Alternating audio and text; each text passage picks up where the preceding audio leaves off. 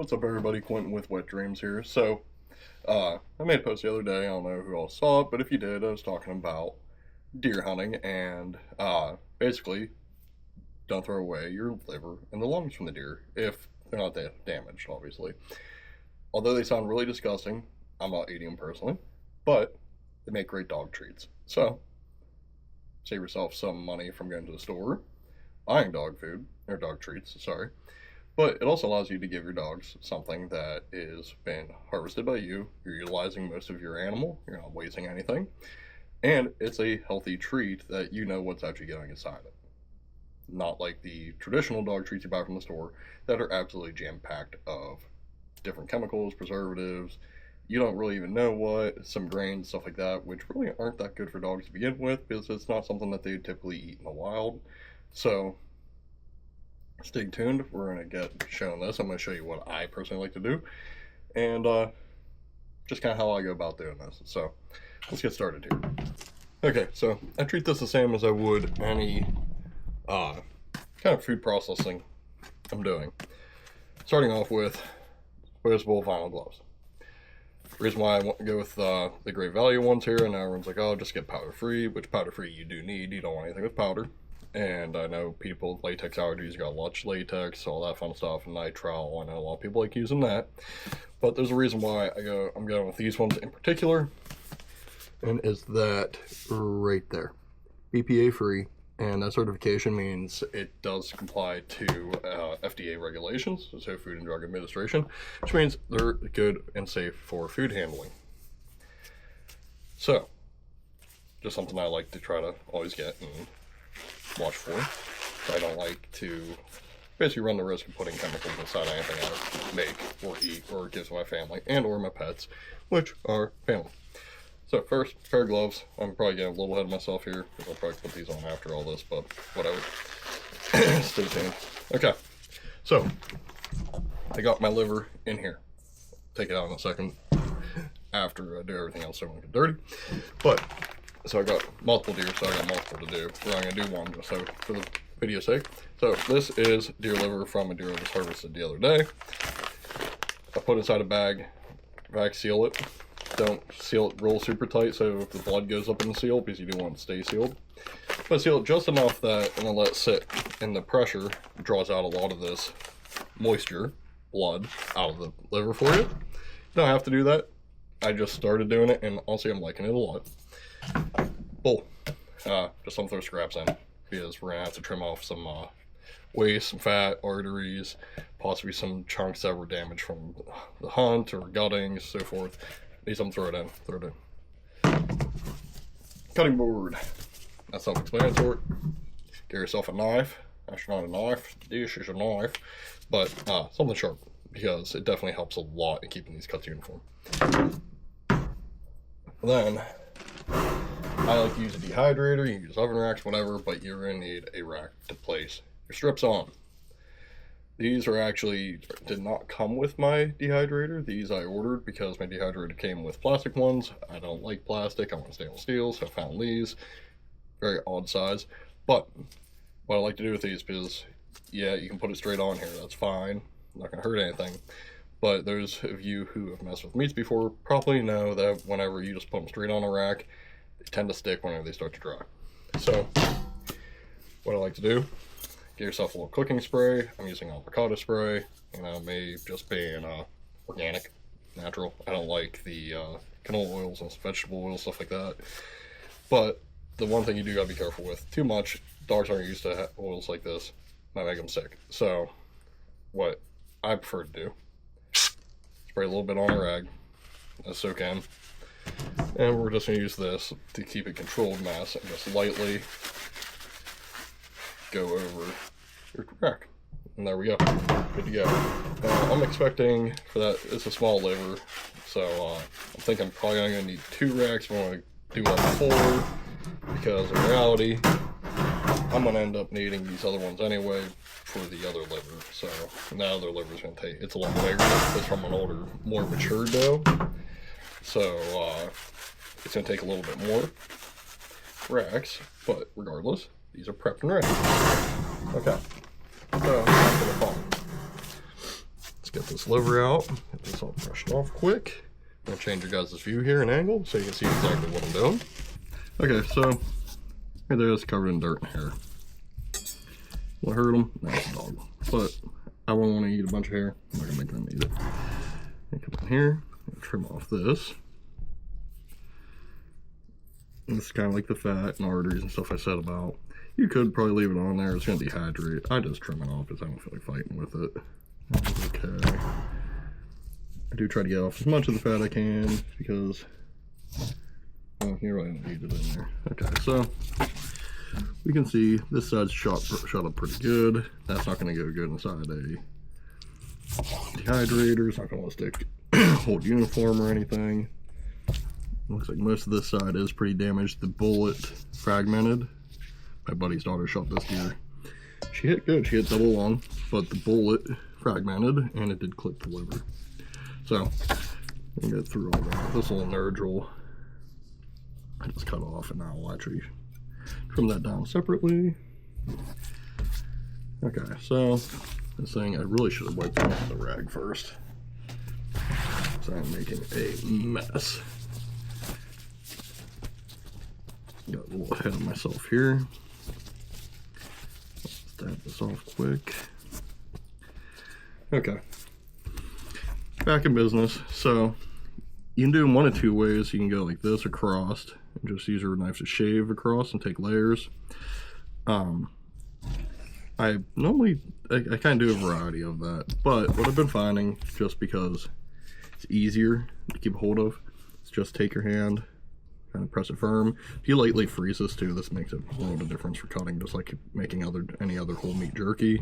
For hand cutting, a little lightly frozen goes along, or helps out a lot. I like to do about 3/16 inch cuts to 1/4 inch. This one's pushing 1/4, maybe a little bit bigger. Just cut down through, and you're basically going to do this until you're through the entire liver. I will say this: those of you who have not dealt with liver much, it stinks. It smells it's a very meaty, robust meaty smell. It is very, if you never had it, it is very irony. A lot of iron in liver, very good for your health, also good for your dogs.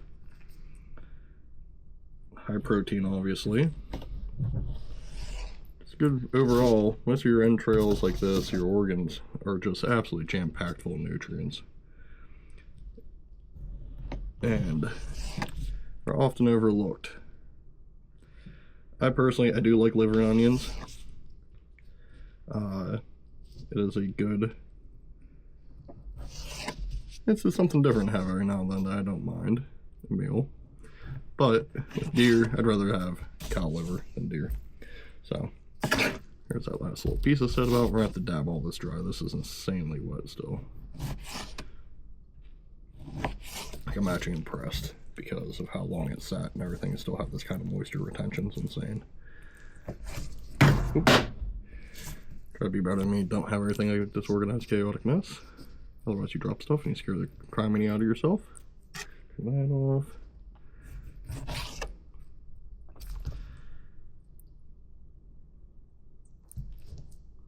Ooh, this piece is it's one of those little shot up pieces. Not wanting to hold real uniforms. Quite tricky there. Okay. So, good with that part. Now, like I said, this needs dab dry. There's way too much moisture in this. The more wet your meat is, the longer it's going to take. So, that's kind of the purpose of trying to get the drain. And until there's a lot less blood in comparison to doing these fresh and just throwing them right in there. But still, the amount of blood that's been released by this is just insane. Okay, so again, just dabbing this dry quick, trying to get in there, get all that, get under it, flip it, roll it, tuck it, whatever you need to do. Bring in one of our trays. This part is just really self-explanatory. Grab your tray, lay your meat. I don't like the lead touching, but I still try to maximize as much of the tray as I can. Oops, sorry about that. Just keep laying it out. This one I might cut a little thin. It's a little, let's fall through the grates. There we go. You'll have pieces like that that just don't always want to cooperate. I'm going to say about 3 for this. I'm going to be about spot on. Or 2 trays, sorry. Yeah, I'm going to be about spot on. Add another piece down here. Honestly, if I would really cram this, I bet you I could fit all this on this one tray.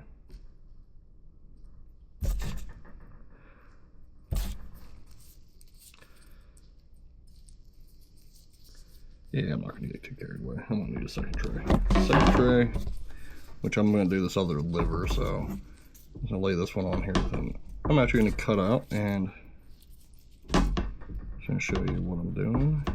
However, as far as the dehydrator goes. Okay. For that. Basically, I just put this inside the dehydrator. This one's a 10 shelf. I really don't ever use the full 10, but I just gotta shut it. I think this is a chard. Then when I turn it on, meats, it tells you like 145 to 160. I start like 140 just to kind of get it dehydrating. And then I'll let it sit there, and this can take up to, depending on how thick you make them, it can take up to several hours, 7-8 hours, if not more. And fortunately though, we're not gonna wait that long. I got a bag here already ready to check out. So I'm gonna set you guys back down. Okay, so obviously it's in the dehydrator, it's doing this thing, it's working.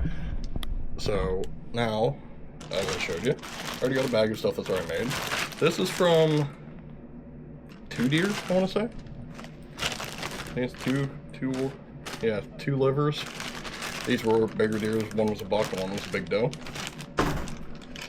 But, so I did some big, so I showed you how you can do like a short little slice, or you can do, take them like this.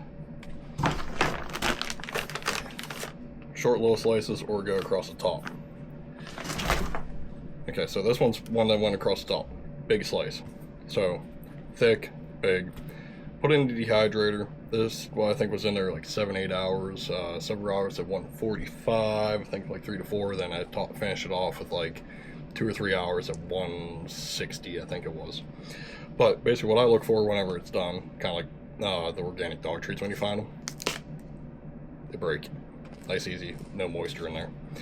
I do have for, this one might be a little too much, I was like a brick. But what I'm gonna do right now, I have them inside these bags. I want to make little vacuum seal bags. I'm gonna put oxygen absorbers in them. Just do like little snack size bags. That way I can put them in the closet, forget about them. I can take them out and feed them as I want. I don't gotta feed them all at once. But this is the best part. This is the part I like, because I'm an animal lover. And my big old mopey dog here. You want a treat? Do you want it? Are you really gonna play this game now that you're on camera? Come on, you want a treat? Oh, what is it? You want it? I know you know what it is. She knows what it is. Oh, now you're licking your chops. I can't let Chloe have all of it. I'm gonna give Chloe a little piece. Nice and crunchy. You want it? Come on. Come on now, you little turd. Oh, pipe down. She's being really melodramatic, and when she gets real excited, runs away. So, thanks for being disappointing for the camera. You want to say hi? But, okay, so that's Naya and Chloe, and that's who I'm making treats for. I did give some to my buddies, so their dogs like it too. If you're dehydrating lung, same exact initial process. You're going to do the same thing. Lungs a little trickier. It is very spongy. Okay, so you can see the dogs like them. Those are two I primarily make the treats for, Naya and Chloe. I do give some to my buddies. Their dogs like them as well. Especially buddy that he gave me the lung and liver off his daughter's deer, so obviously I'm gonna make some for them. But a lot of food here. I mean, it's a couple pounds. But if you're gonna do lung, same exact process. Clean it, You don't got to put it inside the vacuum seal bag because it just crushes it. Not as much blood in it either. If it is really bloodshot, just cut out the real dark red spots. They look like blood, literally look like a dark cherry red blood, somewhere like the liver's blood. And that's basically where the lung filled with blood. Cut that out, pitch it, because it's a sponge. It holds that blood in there. Anyways, with the lung, it's spongier, so you gotta be a little more careful. You can cut thicker slices. I typically go like 3/8 of an inch.